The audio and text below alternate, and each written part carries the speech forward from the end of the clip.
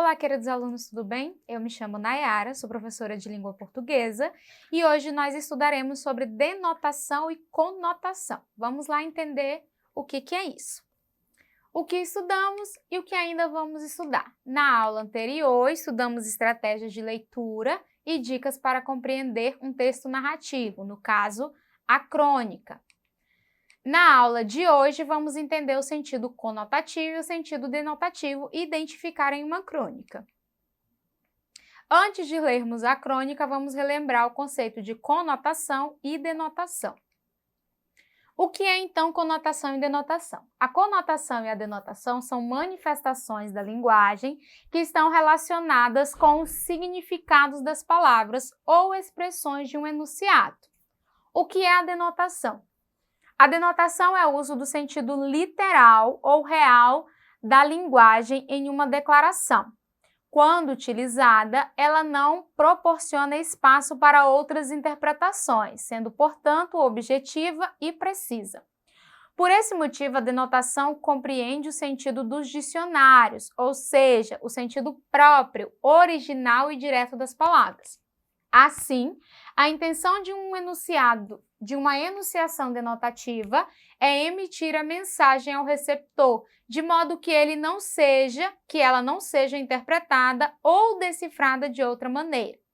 Exemplo de textos que utilizam a denotação. Com o intuito de não abrir margem para outras interpretações, muitos gêneros textuais utilizam a linguagem denotativa, por exemplo, notícias e reportagens, bulas de remédio, manuais de instruções, textos científicos. A conotação. A conotação é o uso do sentido figurado, metafórico ou subjetivo da linguagem em uma declaração.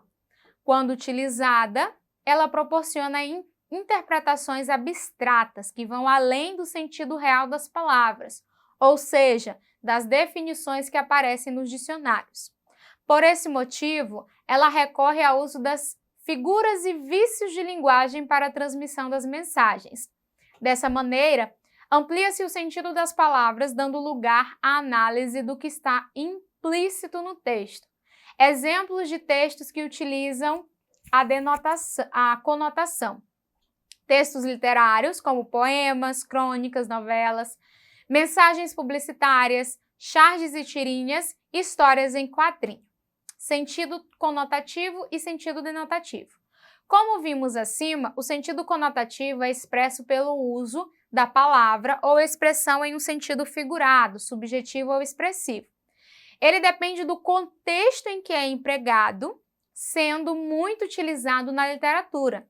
Isso porque no meio literário muitas palavras têm forte carga de sensações e sentimentos. Já o sentido denotativo representa o emprego de palavras e expressões em seu sentido próprio, literal, original, real e objetivo. Muitas vezes, ele é caracterizado pelo sentido do dicionário, ou seja, a primeira acepção da palavra. Nos dicionários, depois da acepção denotativa, há, entre parênteses ou colchetes, o termo figurado, o qual indica o sentido conotativo da palavra. Para entender melhor, vamos ver o exemplo da palavra cachorro no dicionário online de português. Aí temos cachorro, substantivo masculino, cão novo, qualquer cão, cria da loba, da leoa e de outros animais parecidos com o cão, construção, peça saliente de madeira ou pedra para sustentação de cimalha ou sacada, molidão. Figurado, e aí o sentido figurado, homem desaforado, de mau caráter ou mau gênio, indivíduo desprezível, canalha. Outro sentido figurado também, criança muito levada, menino traquinas. E nós temos no sentido militar, escora de navio em estaleiro ou peça maciça de madeira que sustenta o peso do navio na calha do estaleiro. Então, esses são os significados do substantivo da palavra cachorro. Também pode ser quinto grupo, que no jogo do bicho corresponde ao número 5, número do cachorro, representados pela dezena 17, 18, 19 e 20. parte na espora, que dá suporte para a roseta, e também pode ser balsa usada para o transporte de cargas no rio Parnaíba. E aí nós temos um exemplo com sentido conotativo e o sentido denotativo. O cachorro da vizinha fugiu essa manhã. Eu tenho aí um sentido denotativo. Aquele homem é um cachorro. Aqui foi atribuído o sentido conotativo. Nas orações acima podemos notar que a palavra cachorro é utilizada em dois sentidos diferentes, o denotativo e o conotativo. Importante, é necessário saber que as crônicas são produzidas a partir desses dois tipos de linguagem, tanto a denotação quanto a conotação. Lembrando que a linguagem denotativa é usada mais em textos expositivos, já que a linguagem conotativa é mais usada em textos literários, haja visto que a mesma possui múltiplos sentidos, a depender da intenção do autor ou a mensagem que o mesmo queira passar. Observem agora dois trechos de uma crônica em que temos o uso da conotação. Texto 1. Eu tenho um sono muito leve e numa noite dessas notei que havia alguém andando sorrateiramente no quintal de casa. Levantei em silêncio e fiquei acompanhando os leves ruídos que vinham lá de fora, até ver uma silhueta passando pela janela do banheiro. Texto 2. Eu a levara até o elevador, ao mesmo tempo aflito para que ela partisse e triste com a sua partida. Nossa conversa fora amarga. Quando lhe abri a porta do elevador, esbocei um gesto de carinho na despedida. Mas, como eu previra, ela resistiu. Vamos lá. No texto 1, a linguagem conotativa é encontrada nas expressões sono leve e leves ruídos. A palavra leve está sendo utilizada no sentido conotativo. Por quê? No sentido literal ou no sentido denotativo, esse termo significa que não pesa. Assim, a expressão sono leve indica que a pessoa acorda com qualquer ruído. Já leves ruídos significa que o barulho é baixo. Então, neste caso aí, eu tenho a utilização do sentido conotativo.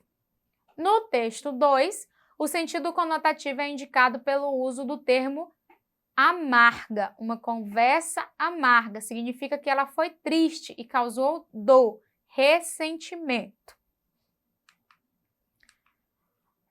Agora a gente tem um exemplo de um texto que tem o sentido denotativo, que neste caso é uma entrevista com a autora Clarice Lispector. Clarice Lispector, de onde veio esse Lispector?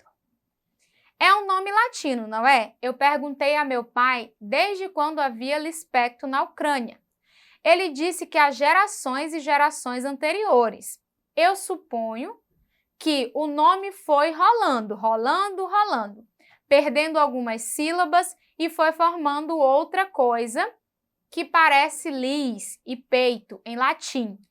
É um nome que quando escrevi meu primeiro livro, Sérgio Milliet, eu era completamente desconhecida, é claro, diz assim. Essa escritora de nome desagradável, certamente um pseudônimo. Não era, era meu nome mesmo. Você chegou a conhecer o Sérgio Milliet pessoalmente? Nunca, porque eu publiquei o meu livro e fui embora do Brasil. Porque eu me casei com um diplomata brasileiro, de modo que não conhecia as pessoas que escreveram sobre mim. Então, aqui nós temos um exemplo de um texto que utiliza a linguagem denotativa. Trata-se de uma entrevista, é algo mais objetivo, não tem a intenção de trazer múltiplas interpretações como numa crônica ou num poema.